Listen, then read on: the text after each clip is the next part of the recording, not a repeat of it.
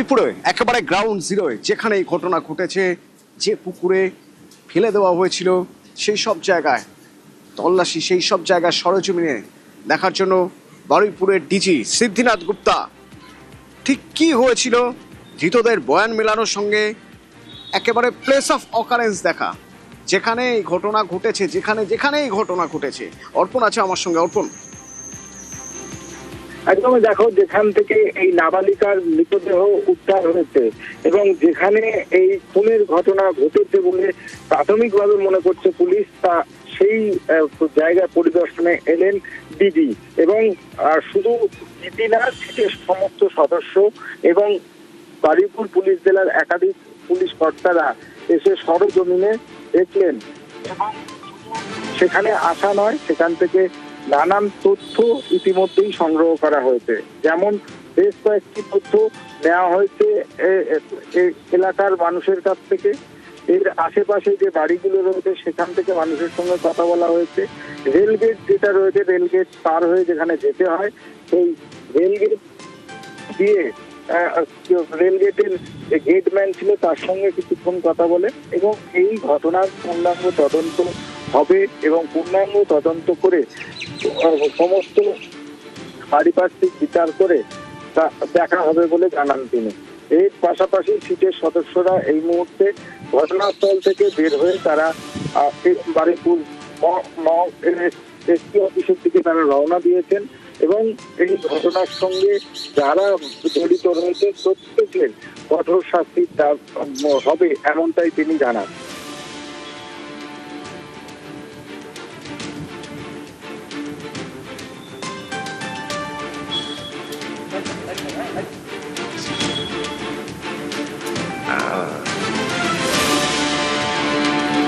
কোথায় এই ঘটনা ঘটেছিল, কোথায় পুকুর থেকে, কোন পুকুর থেকে, কিভাবে, কোন জায়গা থেকে বস্তাবন্দি দেহ উদ্ধার হয়েছিল, তার আশপাশের জায়গা তল্লাশি, পাশাপাশি যে ক্ষতি হয়েছে রেল লাইনের বিক্ষোভে, সেদিনের বিক্ষোভে তার আশপাশে তল্লাশি, ধৃতদের যে বয়ান, কোন দিক থেকে তারা এসেছিল, কি করেছিল, কখন, সেই সব কিছুর সঙ্গে প্লেস অফ অকারেন্স অর্থাৎ যেখানে যেখানে এই ঘটনা হয়েছিল ধৃতদের বিবরণের সঙ্গে বা ধৃতদের বয়ানের সঙ্গে সেই সব মিলিয়ে দেখার কাজ ডিজি সিদ্ধিনাথ গুপ্তা গ্রাউন্ড জিরোয়।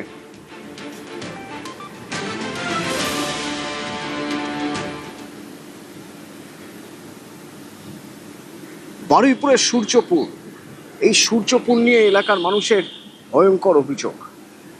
বলছেন সূর্যপুরে সূর্য ডুবলেই শুরু হয়ে যেত ত্রাস। কেন? তার কারণ সেখানে বসত নেশার আসর, মদ মাদক নেশার আসর বসত। রেল লাইনের পাশে যে রাস্তা, সেইখানে বারবার অভিযোগ জানিয়েও নাকি লাভ হয়নি।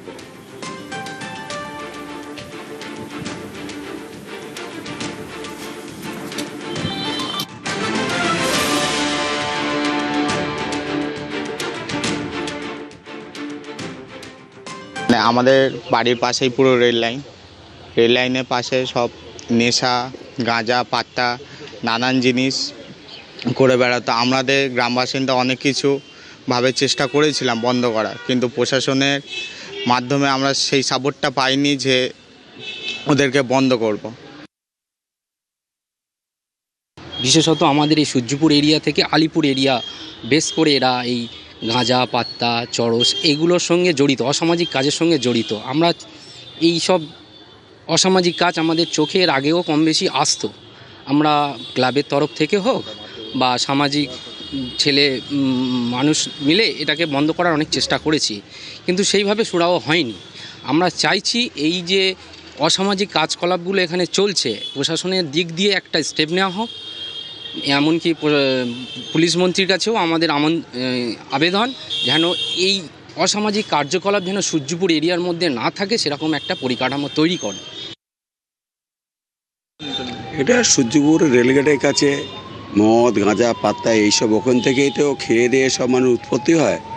আমাদের সরকারের কাছে এবং প্রশাসনের কাছে আমরা দাবি করব এই নেশামুক্ত এই আমাদের রেলগেটটা পরিষ্কার করার জন্য আমাদের এর দাবি। এটা করলে এই ধরনের ঘটনা পুনরাবৃত্তি আর হবে না।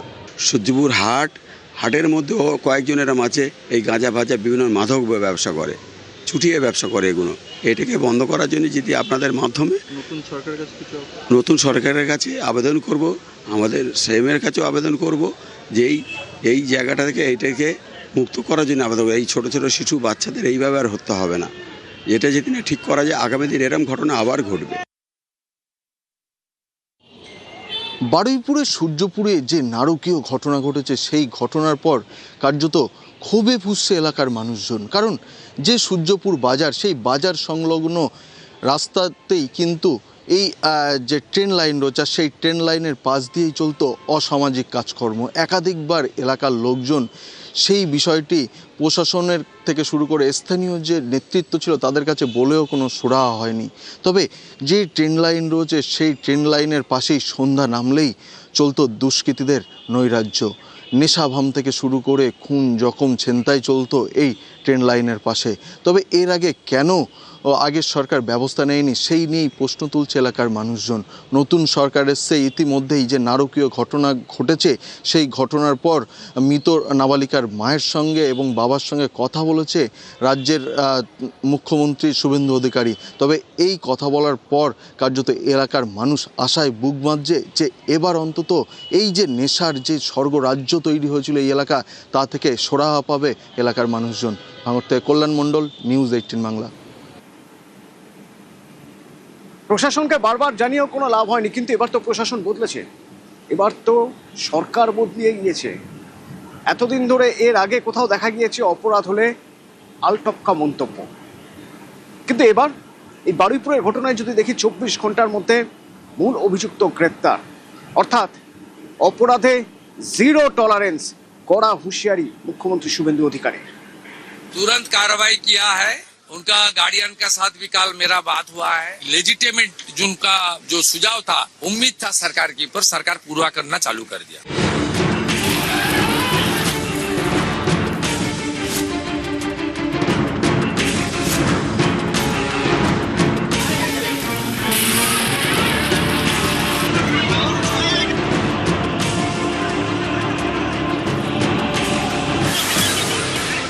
নৃশংস ঘটনা, 12 বছরের একটি মেয়ের সঙ্গে ঘৃণ্য অপরাধ।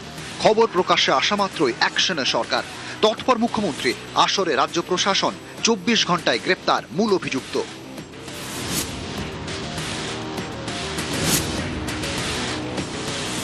जो इंसिडेंट हुआ उसमें जीरो टॉलरेंस, और गार्डियन के साथ शायद मेरा काल मुलाकात भी हो जाएगा। वो जो बोलेगा करूंगा। অন্যতম ঘটনা, সিট গঠন হয়েছে, পরিবারের পক্ষ থেকে 4 জনের বিরুদ্ধে অভিযোগ দেওয়া হয়েছিল। ক্যাপিটাল পানিশমেন্ট দেব, ওর বাবা যা যা চেয়েছে সব করবে মুখ্যমন্ত্রী। অপরাধ ঘটল, প্রশাসন ব্যবস্থা নিল, কড়া বার্তা দিলেন মুখ্যমন্ত্রী নিজে, যা দেখে অনেকেই বলছেন এমনটাই তো হওয়ার কথা। রাজ্যে কোনো অপরাধের ঘটনা ঘটলে রাজ্যের প্রশাসনিক প্রধান কড়া বার্তা দেবেন, ব্যবস্থা নেবেন, এটাই তো স্বাভাবিক। বদলের সরকারের কাছে এই আশা তো করা হয়েছিল, এটাই তো এতদিন হতো না। নানা সময় শোনা যেত নানা আলটপকা মন্তব্য। পার্ক স্ট্রিটে গণধর্ষণ, তৎকালীন মুখ্যমন্ত্রী মমতা বন্দ্যোপাধ্যায় বললেন সাজানো ঘটনা। মুখ্যমন্ত্রীর মতামতের বিরুদ্ধে গিয়ে তদন্ত চালিয়ে রাজরোষের মুখে পড়েন সে সময় লালবাজারের গোয়েন্দা প্রধান দময়ন্তী সেন। 2012 সালে কাটোয়াগামী ট্রেনে এক গৃহবধূকে ধর্ষণের অভিযোগ ওঠে। এ নিয়ে তৎকালীন মুখ্যমন্ত্রী মমতা বন্দ্যোপাধ্যায় বলেছিলেন ওই মহিলার পরিবার সিপিআইএম করে।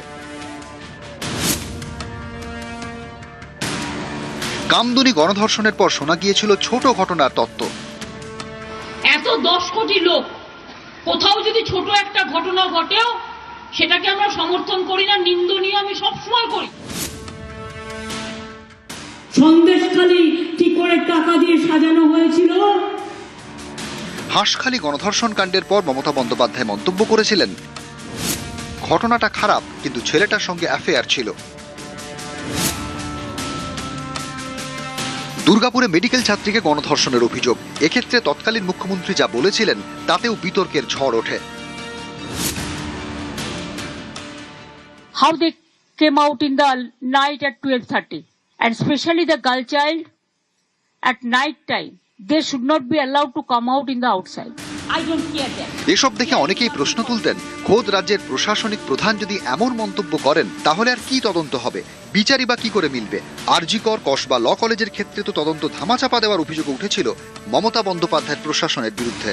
पुलिस को काम करने के लिए इजाजत नहीं था। প্রাক্তন মুখ্যমন্ত্রী যিনি ছিলেন তিনি যদি আমার মেয়ের বিচারে এখনকার যিনি মুখ্যমন্ত্রী তার মতো তৎপর হতেন, আমি তো ন্যায় পেয়ে যেতাম, বিচার পেয়ে যেতাম। तमन्ना का परिवार है, उनको तो इंसाफ पिछले सरकार नहीं दिया है, वो तो सीपीएम का आदमी है। हम लोग तमन्ना को 13 आदमी को तुरंत गिरफ्तार कर दिया। আমার তামান্নার বয়সের ওই মেয়েটা 24 ঘন্টার মধ্যে যে 3 জন গ্রেফতার হয়েছে তার জন্য মুখ্যমন্ত্রীকে অসংখ্য ধন্যবাদ, অসংখ্য শুভেচ্ছা জানাই। টিএমসি সরকার থাকতো তাহলে এই 3 জন গ্রেফতার হতো না। বদলের বাংলায় এবার বদলে যাওয়া ছবি। এমন অপরাধ হলে মুখ্যমন্ত্রী আলটপকা মন্তব্য করেন না, কড়া বার্তা দেন, প্রশাসন ময়দানে নামে, 24 ঘন্টায় অ্যাকশন নেওয়া হয়, গ্রেপ্তার হয় মূল অভিযুক্ত। নিউজ 18 বাংলা। जो इंसिडेंट हुआ उसमें 0 टॉलरेंस।